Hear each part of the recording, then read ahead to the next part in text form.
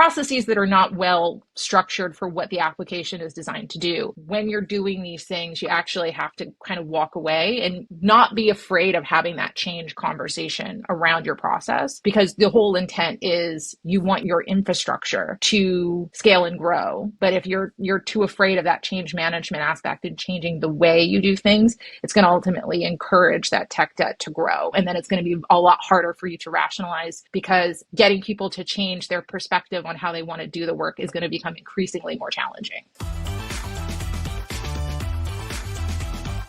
Thank you, Erica, for joining. We're just super excited to have you here. We're just very much looking forward to having the larger conversation on data strategy and some of the core components of that. We had a phenomenal conversation earlier, and so I just enjoyed that. And I'm looking forward to being able to just kind of talk to you about data strategy. First off, if you wouldn't mind kind of giving like a 2-minute ordeal on your perception of data strategy and how to make sure it's effectually done in an organization. And then we'll kind of jump into the details that we talked about earlier. Absolutely. So from my perspective, data strategy, and I think most organizations should have a data strategy these days, if they don't now. Data strategy is effectively looking and staring down at all the applications, data warehouses that your organization might maintain, manually captured data points. We sometimes call them end user computing solutions, but fundamentally looking at your architecture and then looking at your aspirations as an organization, and then understanding what do you need to do with that data to enable your organization to meet whatever your growth objective is or your sales objective is, and allows your organization to scale. Now, for a newer organization, this is probably going to be a lot easier of a task, because you're standing up your data infrastructure as you're growing your organization. So your data strategy can be a lot more flexible and agile, and you can implement it into practice a lot faster. For larger or longer term organizations, this one can be a bit of a challenge from my perspective, because you have a legacy of applications that you might have inherited or have stood up. You might not have thought earlier on in your organizational lifespans about the integration of these systems, how they need to communicate with each other so that you can do the things that you need to do from an analytics perspective organizationally. And so those data strategies tend to be far more challenging, because there's an element of reconciliation that needs to happen in terms of organizationally what you need and what you don't need. And then how does that strategy enable it? And then what are the subcomponents that you need to do to get you from point A to point B? And how many years do you think that will reasonably take? Because it's going to require investment and some rationalization. And depending on the size of your organization, you might be able to fund it quickly, or it might be a longer term exercise based on other activities that you have going on. So having a fairly strong data strategy, I think, is very critical for any organization that's touching or using that information to do outreach to customers, marketing, or just understanding the health of your organization. Right. So then part of that data strategy is also like an execution plan, right? So it's like, hey, look, our current staff is our current staff. We have our existing needs. And so then we're going to have to scale, right? So we're going to have to say, okay, like year one, we have to kind of like accomplish these things in order to get the credence and the budgeting and the approval from the organization so they can see the value proposition of going down this, right? So one of the things I noticed in what you were saying is that each organization is its own breed. Like, it's going to have its own unique peculiarities. The questions that need to be asked are going to be unique and specific to the company. What type of industry they're in, what type of size they're in, what type of history they have, how many different legacy systems are they maintaining, right? Like, what are some of the other core questions that come to your mind that help somebody kind of really know the environment that they're in, so as they're planning their data strategy, they can have a much better kind of paradigm to properly assess how to build out that strategy? So when I work with folks, and when I've worked on projects in the past, and projects are a really great example, because the questions that you ask when you stand up an application are very much, in my opinion, the same questions that you should ask when you're building out your strategy. What do you need today? And what do you have today that you want to keep? What are the things that you don't have today that you need? from a data perspective? And then what are the things that you're going to anticipate that you might be? And that one is a little bit more nebulous. You might not know, you may know, but it's good to at least try and kick the can down the road a little bit to try and be forward thinking. And then the thing that wraps it all around is, what is the technology that you're going to use to interact with your data? Now, smaller organizations, they might go to cloud right away. They might be focusing on on-prem activities. They'll use an Alteryx or Snowflake or some other tool, Python. And then for those that are cloud, then it becomes the question of, okay, with that in mind, do we have that data flowing into it, and can we expose it? And then ask the questions of, for the things that we have, is it flowing into your target state? For the things that we don't have, can we get it to flow? Do we have it already? And then for the things that we think we might need, the same question. And then your strategy can solve for the immediate needs, the potential needs, the future needs, but it also ring fences the problem areas that you need to fix from a strategic exec perspective, so that you can round out your data so that you can do those things, or at least you have a plan to get to the things that are missing, so that you can really have a robust data infrastructure and be able to really agilely ask questions and get them answered with the data that you have at your fingertips. Got it. So you're saying that some of those core questions is, what is your tech stack and what tech stack are you planning on having, right? Yep. So, okay. And then how much of that do you feel is looking at the tech stack of the actual organization? Like, not so much the data tech stack, but the organizational. So if they have, let's suppose it was an organization from acquisitions and they've merged together or whatever, and like, are some of the questions centered around, like, do you have multiple ERPs? Do you have, like, what type of CRM environment? Like, how much of those questions come into play?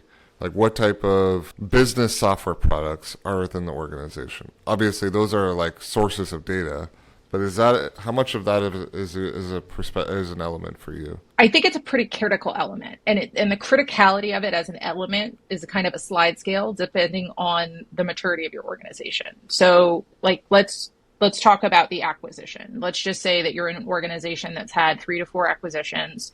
You didn't necessarily have a data architecture model in mind as to how you wanted your infrastructure to look. And so each acquisition was effectively a series of decisions as to what source systems we want to keep because of the functionality, or it, delivers a certain level of customer service that your customer expects. So they don't want to deviate from that. They want to keep that value proposition. Okay, fine. But after 4 acquisitions, you might have turned your data architecture into a Gordian knot. You may have systems that are doing duplicative things or don't interact well with one another, and you've stood up, manual processes to plug holes in functional gaps that the applications can't bridge. In those moments, having that rationalization conversation turns into be a pretty important exercise, because the thing that often happens in those scenarios is that when you have that much tech debt, you also have to pay the expense of the upkeep of those applications. Right. And so rationalizing them down into a more simplified environment, really staring down some of those processes and challenging yourself organizationally to say, should I even be doing it this way in the first place, I think is absolutely essential. I have seen in the past scenarios in which when applications get established and decisions get made, sometimes it's not about the capabilities of the application and how it uplifts you organizationally, but it's really just, let's get the application because we need to replace the old one, but we want it to still do the same process. And sometimes what that results in is over customization, under customization, really, processes that are not well structured for what the application is designed to do. When you're doing these things, you actually have to kind of walk away and not be afraid of having that change conversation around your process, because the whole intent is you want your infrastructure to scale and grow. But if you're too afraid of that change management aspect and changing the way you do things, it's going to ultimately encourage that tech debt to grow. And then it's going to be a lot harder for you to rationalize, because getting people to change their perspective on how they want to do the work is going to become increasingly more challenging. Right. So then, I mean, from like a data strategy perspective, right? Mm-hmm. With that being said, how do you like in that situation? You have an environment where you have a handful of mergers or acquisitions. I think we used four in this example. Mm-hmm. Where do you see like the contrast of like using a data mesh versus data centralization? I mean, it seems like that's a that's one of those like that's a perfect example to kind of step back and say, okay, where are the questions that need to be asked when looking forward on building a data strategy in this merger organization, merged organization. So I think whether you choose data centralization or using a data mesh with a combination of data products, and if you want to overlay that with data domains, I think it's functionally a decision of what you're using the data for. So let's just say, you know, you're a bank and you need to send out unstructured regulatory reports. In that case, it might be beneficial to build a centralized repository, source all the data in, and standardize it so that you can just get your instructed reports out in a recurring fashion. There's very little change. You know, there's governance that has to happen to make sure that all your elements are up to code and they're providing Right. the right outputs. But on a whole, it's one function. So centralization makes sense because you don't have to do a lot of upkeep other than making sure all of the widgets are flowing in correctly. Now, if you're trying to do things that are a little bit more dynamic, you have, you know, the use cases might ebb and flow. Data products might be more optimal, right? You could funnel all of your data into, let's say, a cloud environment, and then you can decide what data you actually need. And the interesting thing about data products, and depending how an organization tries to structure it, is you can continue to add, remove, adjust that depending on how you structure your data product environment. You could do it by different business areas, and you have your marketing data products, and that's going to encompass sensitive information, not just about your customer base, but also prospects and things you'll need to do for outreach. You could do it for your sales and have customized data products for those based on all of the elements that they need. But it allows it to be a little bit more agile, and you can make changes a little bit faster in a data product environment than I think you could in a centralized model, because in a centralized model, oftentimes you have a number of stakeholders. They need to agree as to the changes. If you can't get agreements, then it kind of dies on the vine. But I think it's situational. And it also depends on the size of your organization and the things that you're looking to do that come from that strategy. Right. So some of the core questions, if I'm hearing you correctly, and you just tell me if I'm framing this right, is the level of regulatory nature. The higher organization is bound by regulatory reporting or of any kind, right? So whether that be financial or whatever, the higher likelihood that a centralized environment is going to be a better model fit from a data strategy perspective. And your data mesh is going to be better fit for the very dynamic, changing paradigms of an organization. So if the organization's business processes is very inconsistent and kind of wanting to do and try new things, and then a data product environment is going to be much better, because then now you can have people stand up data products and interdepartmentally be able to leverage those for their own use cases and needs. Yes. And Do the you other think opportunity, sizing is like a big factor in this, or no? Do you think do you think that the size of an organization or the maturity of an organization is a factor? So like the age, if size and age type of demographics. um, I think the age and the size of an organization is going to dictate the speed at which you can move and develop. If you have it, so if you have a small, young organization, like I said earlier, you can build from the ground up and you can nail the execution at the jump and set your architecture up at scale at the beginning. If you're an older, more well-established organizations, you have tons of different data assets and source systems that you're using, it could take longer, right? Because organizationally, you might have to decide what's the authoritative source I want to use for something and have agreements on that from a data product perspective, and then make sure that those are the things that are flowing through so that you can start to kind of build out the requirements that'll feed your data requirements. So I do think that it does play a part, but it is, again, kind of a slide scale based on the size and the tenure that the organization has been around. And how well they've kind of maintained and curated, and in some cases pruned, their data architecture. The more complex the architecture, I think, the more challenging it becomes, because then it's so much more information that you have to churn through to figure out what is good for the purpose that you need it for versus not. And that, I think, is another really critical question that you'd have to ask in your overall data strategy, is like, what are the sources of data that I need to do to get what I need to? If you were to say, like, you would say that if you're giving counsel to somebody on doing that data strategy, if you're a young, small organization, you're not going to, do you think that the question of data mesh versus data centralization is agnostic of those attributes? Is that what I'm hearing? I think so. Okay, so I think so. But I do think when you're a young organization, think about what you want to be in 5 years.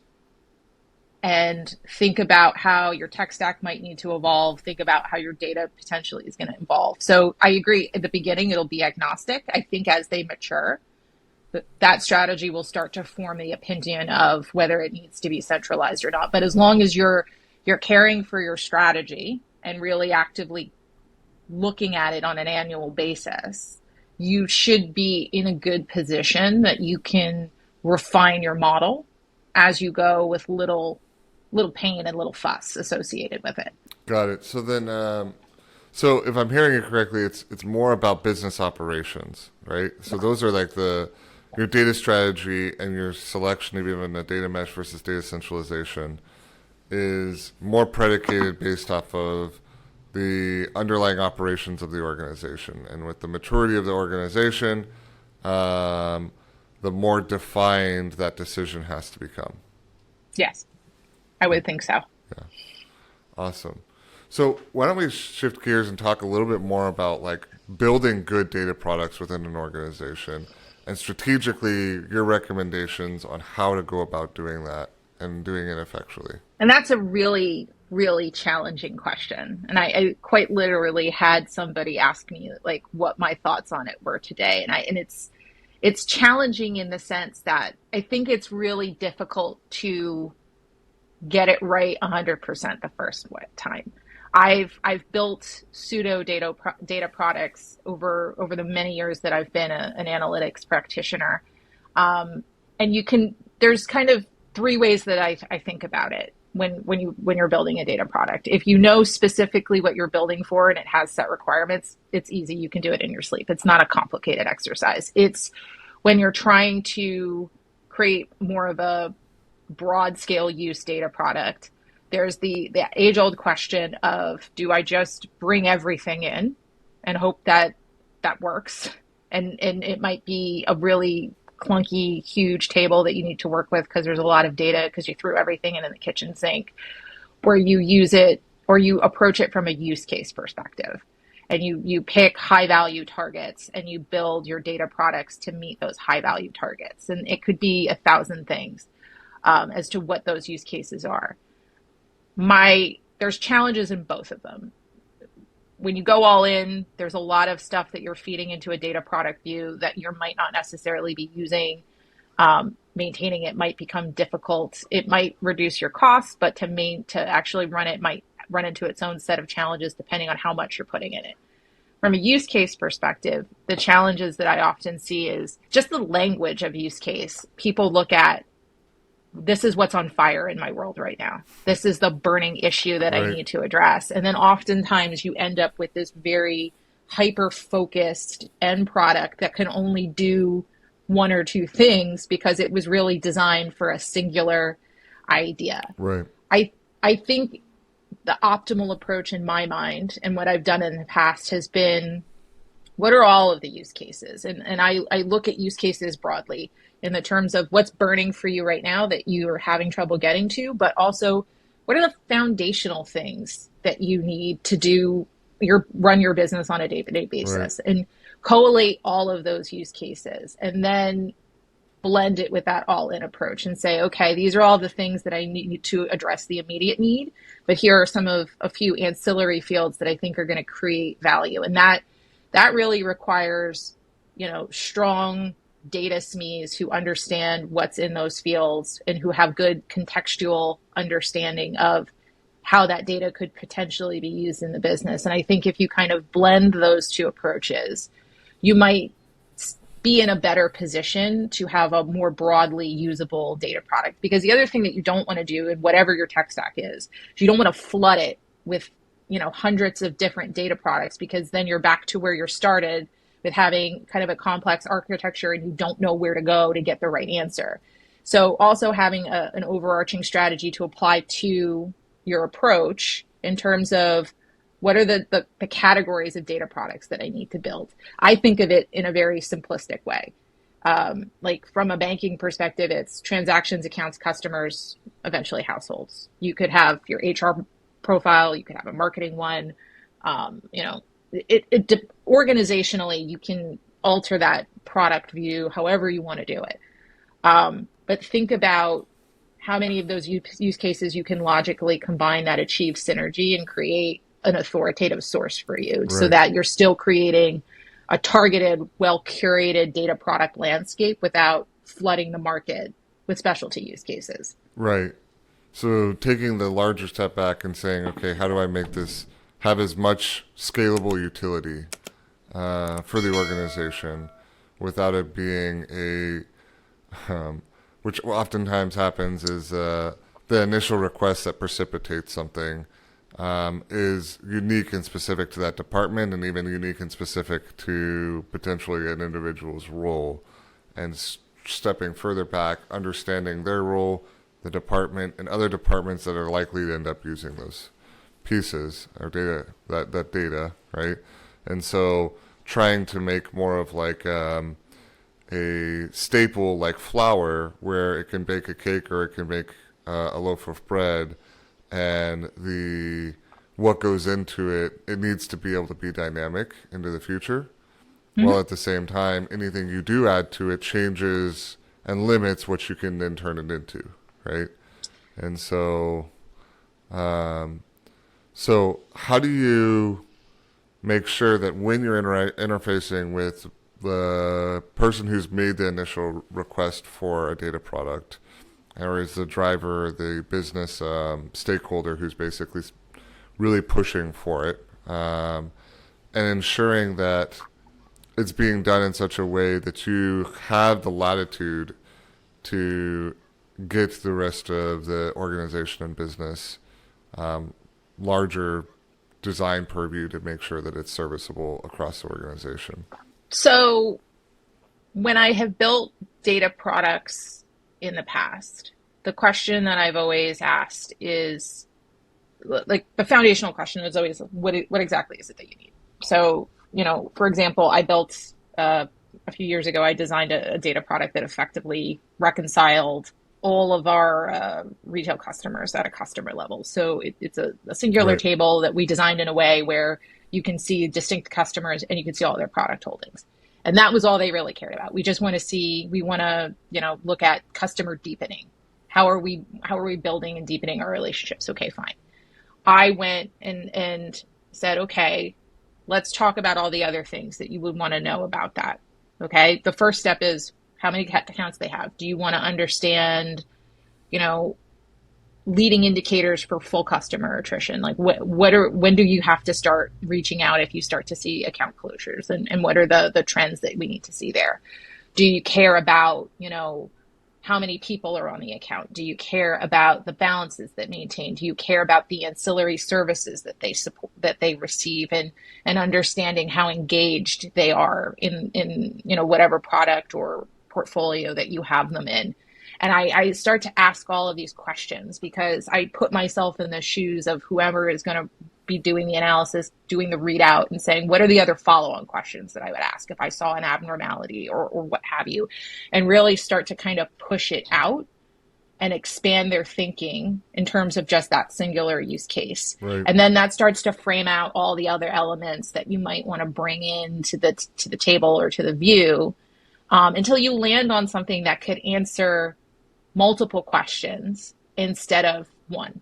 And that's the key, is like understanding your partners and whomever is working with you on the design enough that you can ask those leading questions to lead them towards the broader requirements that you need. And then, layering in, okay, what other foundational data do you need that you would want to see at this level, and start to bake that in. And I think those are really good conversations, because it also, whoever the requester is, it pushes them to think outside of just the singularity of the ask and be a little bit more forward thinking in terms of, oh, okay, well, once I get this question asked, then I'm probably going to want to ask this right after. Well, let's deal with it all up front. It'll be all at your fingertips. Then we can put self-serve in front of it. We'll give you a dashboard, and you can toggle through as much as you want, and you won't even have to come and ask me the question. Like that, I think is the ideal target state.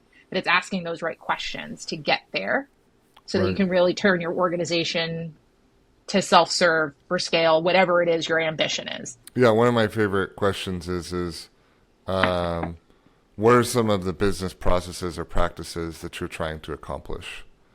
And so when you're trying to accomplish it, what are some of the things that you wish you knew or had in order to accomplish those things? And then it really kind of enables you to really truly understand what is the facility and purpose of their department within the larger ecosystem of the organization. And so then you can basically really drill down and be like, okay, now when certain elements of your business process occur, there's other departments on the front and back end that are recipients and contributors to what you do, right?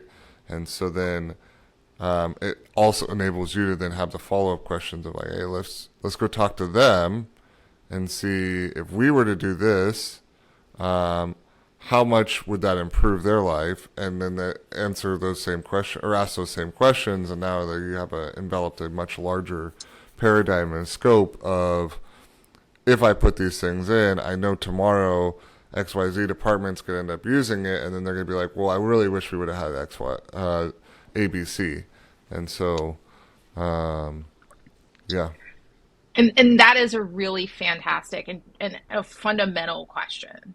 And more so to the earlier point, right? When you're a young organization and you're building your data, like that is the thing that should be your guiding principle with everything that you do, for every application, every source system, every website that you establish, asking yourself those questions when you're doing it. Now, when we go back to that acquisition example, I don't know that organizations consistently do a good job of asking that question. And a lot of times they'll take down an application and a bunch of things will break, and then everybody panics over how to fix it. So asking that question, not even at the data product level, but at the foundational, we're standing up the system or we're replacing the system, is actually really important. Because the other thing that I've observed over the many years that impedes the data strategy is that lift and shift mentality. Well, we only need it to do what it needs today. We just need to update the tool, or we need to switch the application. And a lot of the times they don't see it as an opportunity to reevaluate, are they even getting the data outputs that they need to effectively manage and have oversight over their organization. And I think that that's it's a critical question to ask even at that point. And making sure you have all your data partners engaged, your reporting folks engaged, your upstream process users engaged, so that they can also opine and say, these are the other things that I need, so that it makes your data product build out a lot easier when you're considering it at the initiation point of data creation versus trying to solve for it in post. Because I think that becomes a more challenging exercise. Right. Yeah. I mean, nothing's worse than trying to do something after the fact, right? And If you can get it right the first time, you've obviously nominalized the volume of technical debt, right? Yes. And so then it's no longer just and at the same time, like I love this idea of what I call like creating a frontier, where you allow people to kind of frontier and find out the things that need to be included, especially if you have like a more centralized model. This is where this kind of fits. Um, then you allow them to do it, and then if you're doing a proper architecture, it takes longer to get it into the centralized model and integrate it in, and whether that be having to get all the sign off and approvals from all the stakeholders that, hey, we're going to be bringing in these data elements or whatever, allowing frontier work to occur where they're going and creating small data products that then get developed into a larger centralized model. Um, and so, um, and it allows the business to be dynamic, which it is, but still like not having the rigidity, if that makes sense, of, okay, we missed these 10 things. Well, if you have a like kind of an SDLC process of your data products, you can do it in that fashion, right? And then you allow those frontier items to die on the vine if they're just not very valuable, right? Or if it's like, whoa, these are really valuable, okay, well, these need to be integrated in. This is, again, on the more like centralized model, but it's kind of a unique strategy. And But it's definitely an interesting concept, and it allows, I like it because it allows an organization to prototype what they think they need and right, if it actually creates value. exactly. So I, it's fascinating. I like it. Well, it solves a problem of like the data team's too slow, so we're just gonna build all these hodgepodge solutions that creates more technical debt for the IT team to unwind, and obviously begets an even slower output. So if you enable them to actually do that work and being able to um, produce products that they have in a very like disciplined manner that's carved out, they can be nimble, and then it can be integrated into a larger environment. And so you have a whole process on how that works, and you define it out, and it ends up becoming an environment where you can have.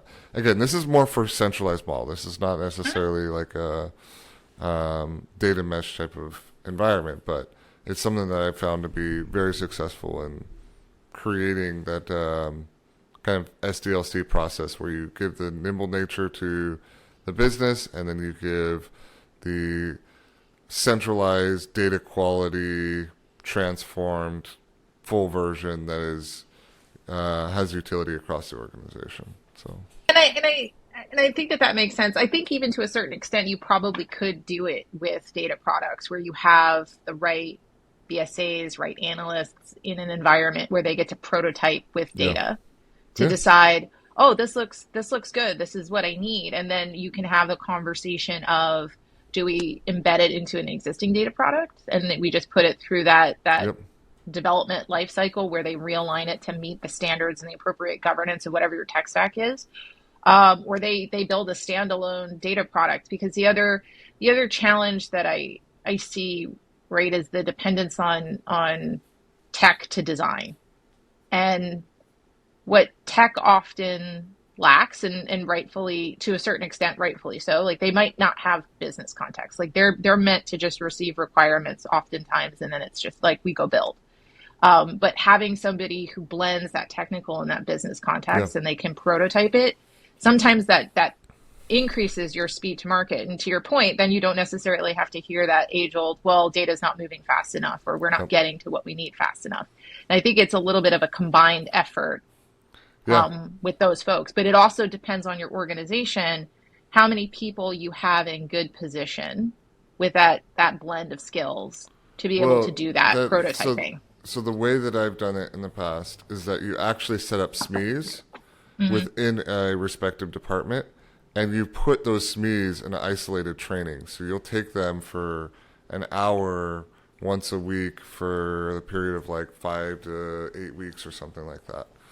Hmm. Um, and you have them go through and you do the training on how enabling them to build their own um, their own data elements, right?